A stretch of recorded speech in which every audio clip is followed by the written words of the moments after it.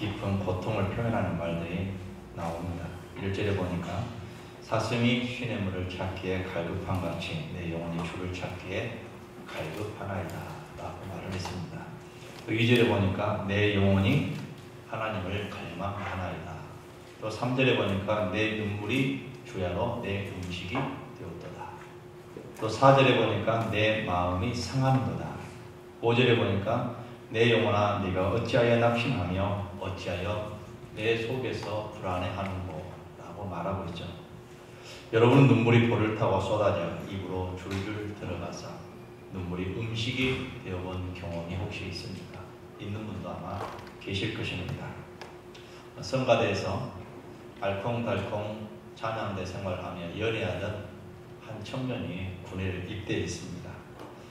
너는 너의 가는 길에 주의 축복이 있어라. 축복의 환송의 노래까지 딱 들으면서 이제 군에 입대합니다. 다 갔다 오는 군대끈 하고 생각하고 군대 갔습니다. 열심히 훈련도 합니다. 그러나 군대는 군대입니다. 세상이 아무리 좋아졌다고 해도 군대는 군대더라고요. 20여 년 전에 20년이 좀 넘었죠. 그때 제가 군대 생활할 때 힘들다고 했는데 그 전에 하셨던 분들은 더 힘들다고 그러고요. 이번에 또 보니까 이번에도 요즘 군대 생활도 힘든 것 같습니다. 왜냐하면 죽는 사람이 많아요. 총기 들고 탈영하는 사람도 있고 자살하는 사람도 있고 그런 사람이 있고 저희 훈련 받을 때 바로 옆에 훈련소에서 같은 훈련소인데 옆에 중대에서 뇌수막염으로 죽은 사람도 있었고 구보하다가 죽은 사람도 있었는데 며칠 전에도 수막염으로 죽은 병사가 또 나타났습니다. 그때나 지금이나 어떻게 그 길을 막을 수는 없는 것 같습니다. 힘들기는 다 마찬가지인 것 같습니다. 고된 훈련입니다. 처음 접해보는 훈련입니다. 보초를 섭니다. 새벽 1시에 부모님 생각도 나고 성가대에서 사귀던 여자친구 생각도 나고 또 주일학교 교사를 맡았던 사람이라면 주일학생들의 똘망똘망한 그런 눈방울도 아마 생각이 날 것입니다.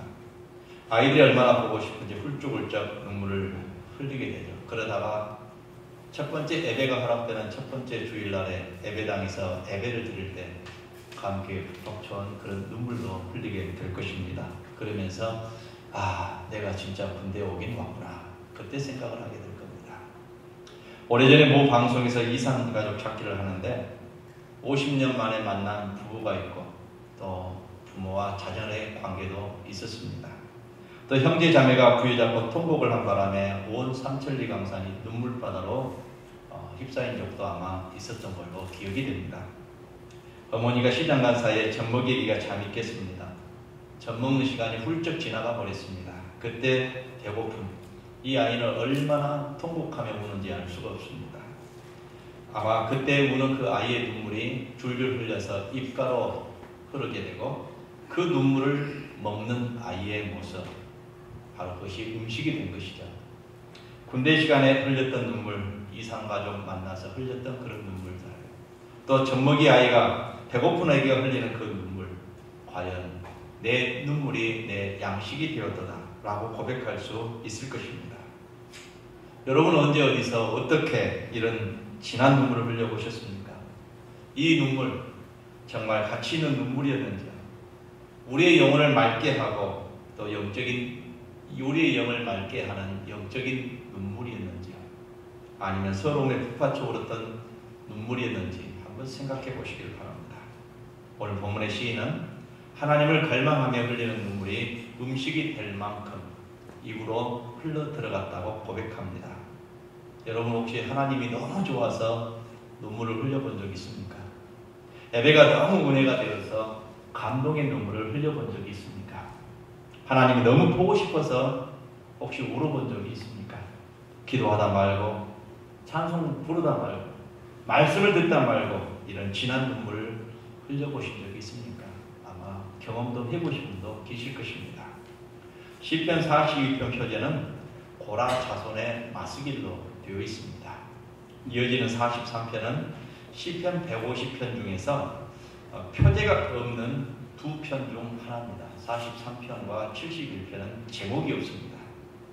42편과 43편은 한 편의 시라는 얘기죠. 42편과 43편이 연결되어 있다는 얘기입니다. 너댓줄 본문이 나오고 반드시 후렴기가 등장합니다. 반복되는 운율을 가지고 있습니다. 42편 5절과 42편 11절과 43편 5절 후렴기가 똑같습니다.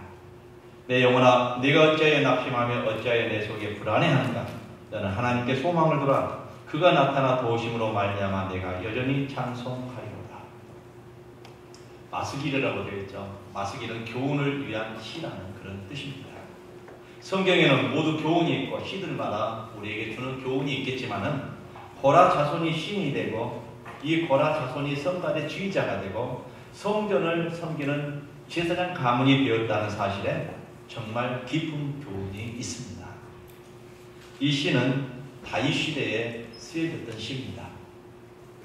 다윗 왕이 왕이 된 후에 반란을 만나게 되죠. 셋째 아들 압살롬이 반란을 일으킵니다. 그래서 압살롬 아들과 싸우기 싫어서 도망가는 거죠. 도망가는 와중에 이 시가 쓰여진 것이죠. 이때 측근 몇 사람을 데리고 망명길에 오르는데 다윗에게 충성을 다하여 수령들던 고라 자손이 그 속에 끼어 있었다는 얘기죠. 고라는 제사장 족속 중 레위 족속입니다. 이스라엘 광야 시절 고라는 지도자 모세에게 반기를 들었던 그 고라란 사람을 여러분 기억하게 될 것입니다. 그래서 땅이 갈라져 고라 자손을 모두 흡수해버리는.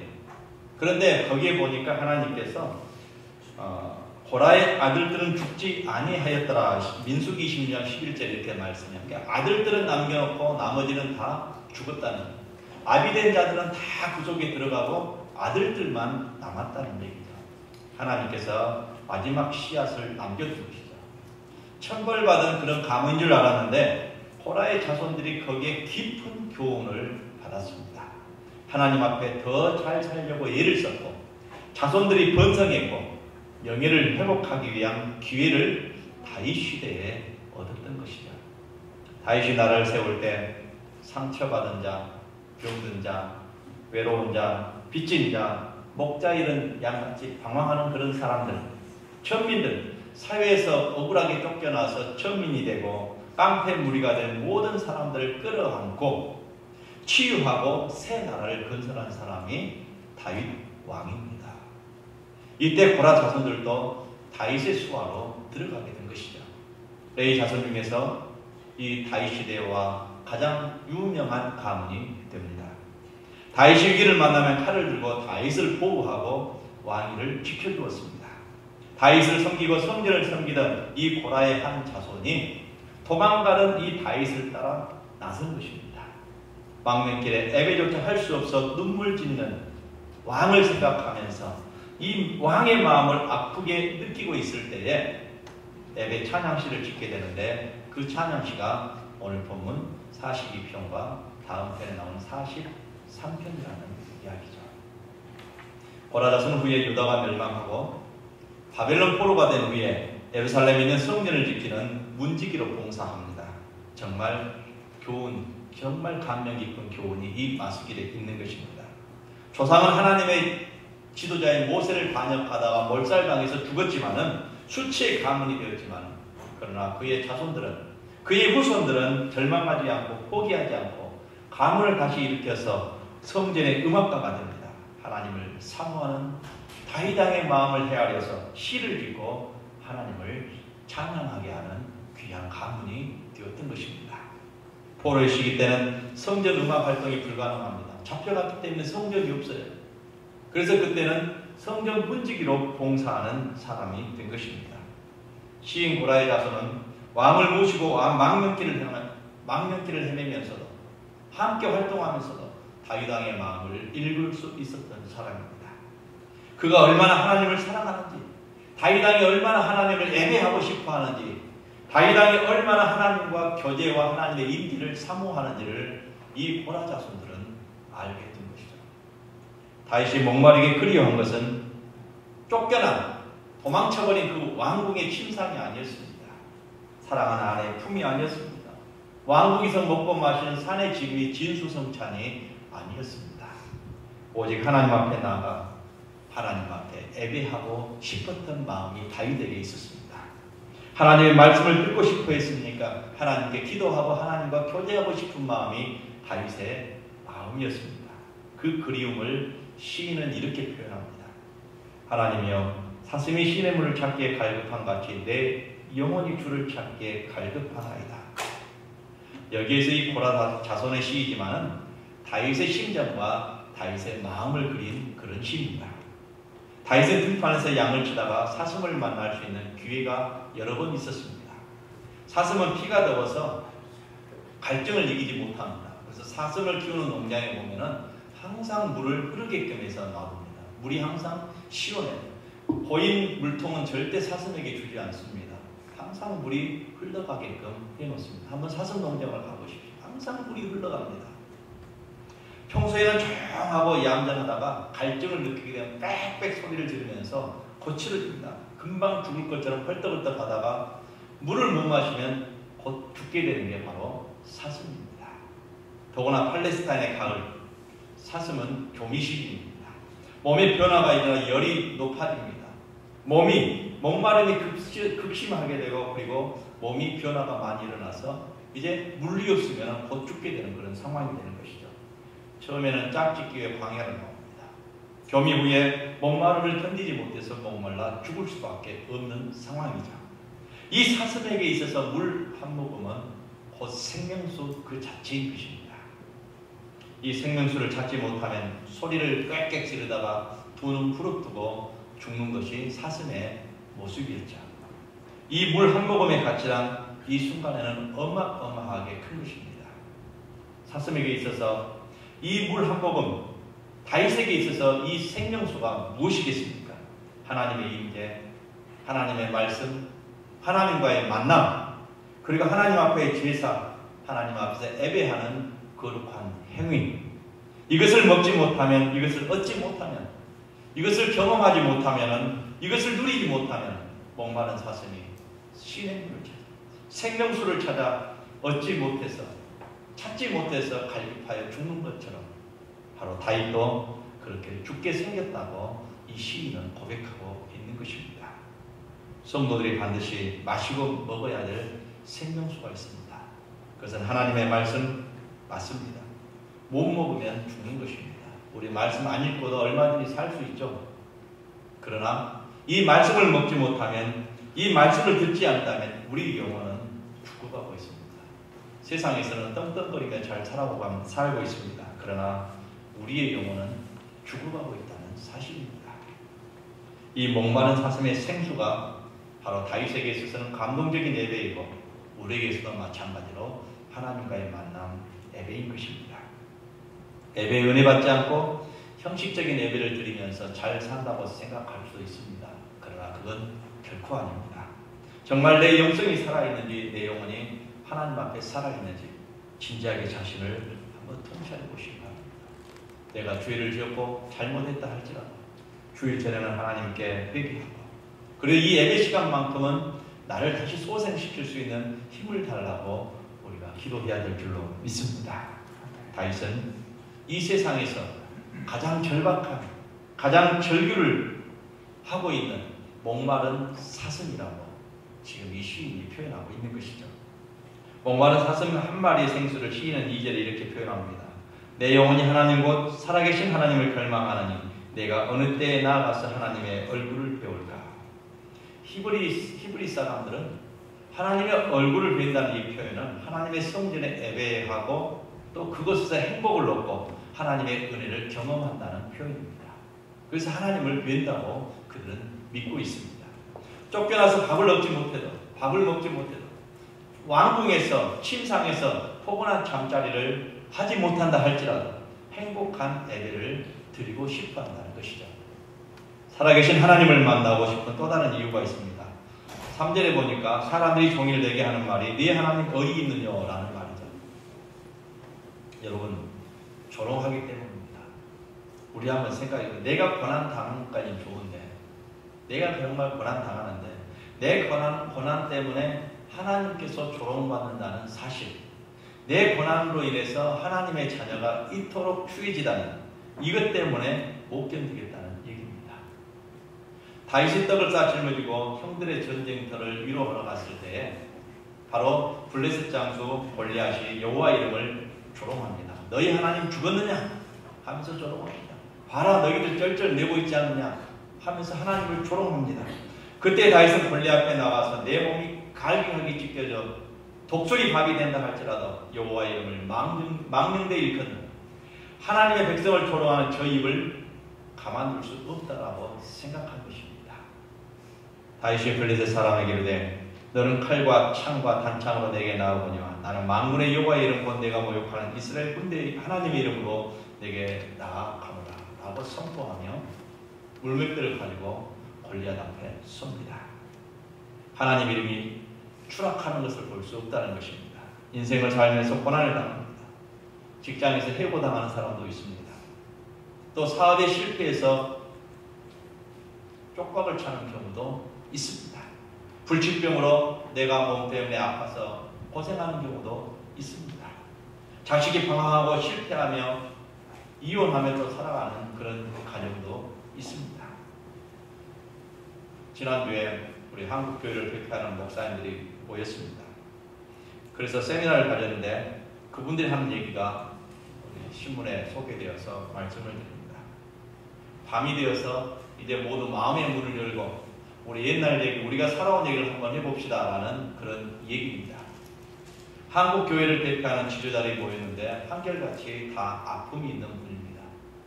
김상환 목사님 하면은 너무너무 참 평탄한 대로를 개척해서 그만큼 큰 교회를 이루었다. 또 여러 목사님들 다 마찬가지입니다. 그런데 그분들에게 가정의 아픔과 교회의 아픔과 그리고 개인적인 고통이 있었다고 한다는 사실입니다. 그분들은 고통이 없었겠지. 저분들은 고통 없이 하나님께서 인도해 주고 축복해 주셔서 큰 교회를 이루었겠지라고 생각했습니다. 그러나 설교 시간마다 자식 자랑을 했는데 어느 순간인가 이혼하고 돌아와서 있는 그 자녀를 보면서 은퇴할 때까지 그 자녀가 이혼했다는 말을 한마디 못하고 숨기면서 목회하며 살았다는 이야기도 있었습니다. 교인들에게 얘기할 수 없었던 그런 모습.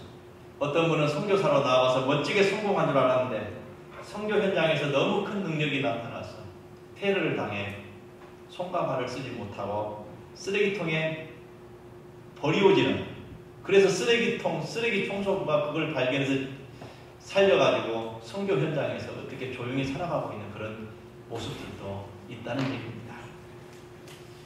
또 사랑하는 후배 후교육자를 선교지로 보냈는데 몸과 목이 두동강이 되어가지고 시신으로 돌아왔는데 그 모습을 본 담임 목사의 아픔. 그런데 또 다른 후배 부목사가 그곳에 선교사로 나가겠다고 하는데 안 보낼 수 없었던 그런 아픔도 있었다고 합니다. 그러나 이런 실패의 아픔보다는 더 고통스러운 것은 세상 사람들이 조롱하는 것이라는 겁니다. 하나님을 그렇게 잘 믿는다고 하면서 그렇게 잘 믿었는데 그게 무슨 꼴이냐? 손가락질하는 그 모습이, 조롱하는 그 모습이 더 가슴 아팠다는 것입니다. 무슨 큰 잘못을 저질러서 큰 죄를 지어서 너희 가정에, 목사의 가정에, 너희 교회에 그런 일이 일어나고 있지 않느냐라고 얘기한다는 것이 더 가슴 아팠다는 것입니다. 그래서 많은 사람들이 목사는 큰 소리로 설교했는데 하나님은 침묵을 지키고 있거나 비웃는 것 같아서 마음이 아팠다는 것이죠. 그러면서 함께 위로하는 시간들을 가지고 함께 고통을 공감하는 시간을 가졌다는 것입니다. 다윗은 하나님은 지금도 살아계신 하나님이라고 고백하고 있습니다. 하나님을 잘 믿었던 다윗입니다. 그런데 다른 사람의 배반도 아닌 자기 자식이 배반하여 반란을 일으켰고 지금 다윗은 쫓겨나고 있는, 도망가고 있는 상황입니다. 사람들이 손가락질합니다. 시므이라는 사람이 특히 저주를 했죠. 시므이가 저주했습니다. 시므이만 저주했겠습니까? 수많은 사람들이 자식에게 쫓겨나는 저벌, 분명히 하나님 앞에 큰 죄를 지었을 것이라고 조롱합니다. 하나님을 원망합니다. 하나님이 침묵하고 계셔도 하나님은 살아계신 분이라고 다윗은 믿고 있었습니다. 하나님의 응답이 늦어져도 하나님은 살아계신다고 다윗은 고백하고 있습니다. 건강한 사람은 밥을 먹지 못하면 배가 고픕니다. 건강한 신앙인은 예배하지 못하면, 말씀을 듣지 못하면, 기도하지 못하면 배가 고파서 미쳐야 하는 것입니다. 배가 고픈데도 배고픈 줄 모르는 것은 이건 건강한 사람이 아닙니다. 여러분에게 이런 하나님의 임재를 갈망하는 배고픔이 있습니까? 오늘 시인은 우리에게 묻습니다.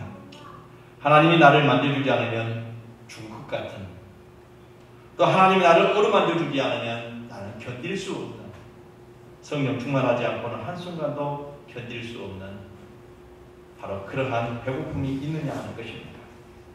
에덴 동산에서 쫓겨나 죄악된 세상에 살면서 실패와 고난과 고통을 당하지 않을 수 없는 길은, 당하지 않을 수 있는 길은 없습니다. 다 그런 고통과 실패와 아픔을 당할 수밖에 없다는 것입니다. 그때마다 우리는 문제를 보지 말아야 됩니다. 문제를 보는 사람이 아니라 하나님을 바라보는 사람이 되어야 합니다. 5절에 내 영혼아 네가 어찌하여 낙심하며 어찌하여 내 속에서 불안해하는가? 너는 하나님께 소망을 두라고 말씀합니다. 낙심해서 불안해하고 걱정한다고 해결되는 세상 일은 아무것도 없습니다. 염려는 인생을 망치는 무서운 적입니다. 인생을 갉아먹는 두 개의 벌레가 있는데 어제에 대한 후회이고 하나는 내일에 대한 염려입니다. 염려는 불필요한 것입니다. 백해무익한 것이라는 거예요. 염려는 인생을 쪼갠다라는 뜻을 가지고 있습니다. 월이 물어뜯는다는 것입니다. 염려입니다. 그런데 돈 월이라는 말이 생겨났습니다. 어느 목사님이 돈에 한계가 왔어요. 사례비를 줬고 돈이 필요하고 그래요. 돈에 한계가 와요. 돈 걱정을 하다 보니까 너무너무 고민하고 있는데 갑자기 돈 월이 이것이 생각이 나더라는 것입니다. 돈 걱정은 월이 계획에나 주라는 얘기입니다. 계획에나 주고 돈 걱정은 계획에나 주고 나는 하나님만을 바라본다는 그런 의미로 목사님이 그걸 극복했다는 얘기죠. 염려는 전염성이 강합니다. 영국과 남아프리카 네덜란드 뒤주민 사이에 큰 전쟁이 한번 일어났습니다. 소위 보호전쟁이라는 것이죠. 이에 남아프리카 사람 한 명이 이상한 제목으로 사형을 당합니다. 주위 사람들을 낙심시킨 죄라는 얘기입니다. 이 군사는요, 남아프리카와 바로 이 영국군 사이에 전쟁이 일어나야 되는데 이 사람은 혼자서, 영국군은 너무 강해. 우리보다 무기도 더 세련됐어. 우리는 활 갖고 싸우지만 그들은 총이란 걸 가지고 있어서 우리는 상대도 안 돼.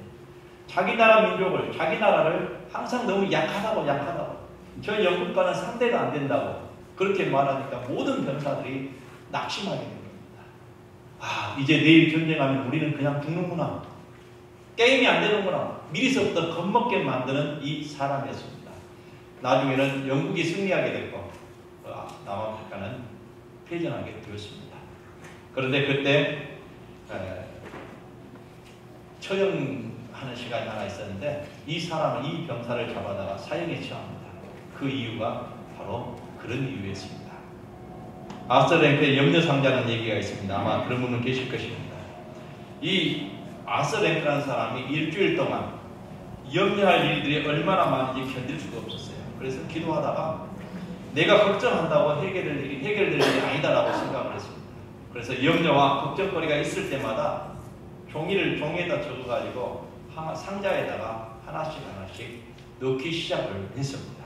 그리고 토요일 오후에 꺼내봤더니 40%는 이미 해결됐다는 것을 알게 됐습니다. 그리고 25%는 보니까 별로 대수롭지 않는 일이 되어버렸고 또 25%는 자신이 잘못 판단해서 염려한 것들이었다는 것입니다. 그리고 나머지 10% 남았는데 이 10%가 시시한 염려거리들이었습니다.